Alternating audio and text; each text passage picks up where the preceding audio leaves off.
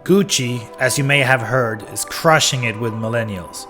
In 2018, 62% of Gucci's more than $8 billion in sales came from the under 35 set, a demographic that is generally harder for luxury brands to capture, given the high price points of their products. But what you might not know is that Gucci's fastest growing segment is now Generation Z, the oldest of whom are only 24.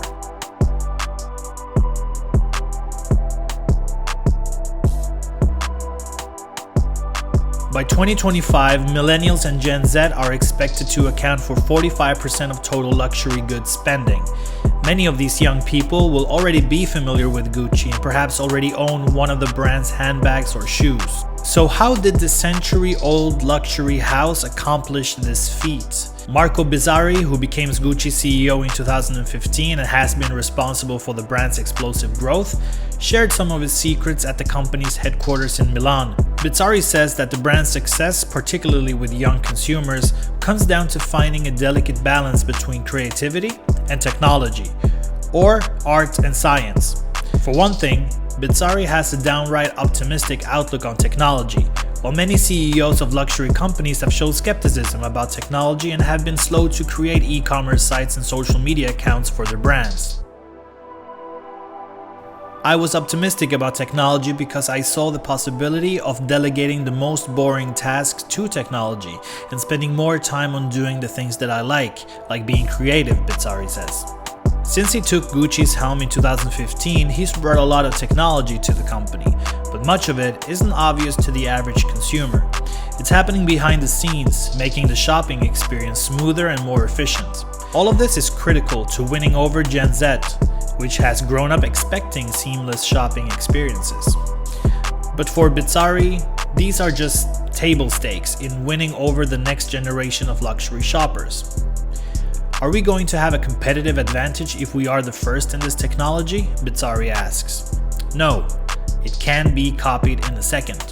Bizzarri believes that the role of this technology is to free up customers and let them focus on the parts of their experience with the Gucci brand that they can see, touch, and feel.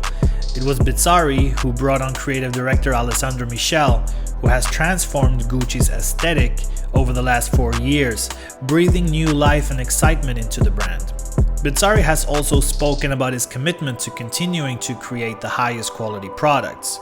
Last year, he opened a futuristic factory called the Gucci Art Lab, where artisans come and create Gucci products by hand in a space that brings together cutting-edge machines with old-fashioned craftsmanship. And young consumers are responding well to this approach. They have been driving Gucci's growth over the last 4 years. Since Bizzarri and Michele joined the company, it has tripled its business and added 8,000 new employees. But Bizzarri says Gucci would never have been able to keep up with the demand without all of the technological innovations he has invested in. And if they had asked customers to wait a long time before receiving their products, they could have lost their youngest clients who expect instant gratification. The two things go together, he says. Thanks to Alessandro Michele's aesthetic, we completely changed the way that fashion was conceived. But then, all the supporting activity like the supply chain was able to provide the product, and we were able to quickly triple our production capacity. Now, whatever Bizzarri's plans is going forward, he says it's vital to stay optimistic as a CEO. If you want to run a company, you cannot be a pessimistic person, says Bizzarri. There are many things I cannot control in the world, but in the places I can, like creating empathy and bringing energy to my company, I want to be optimistic.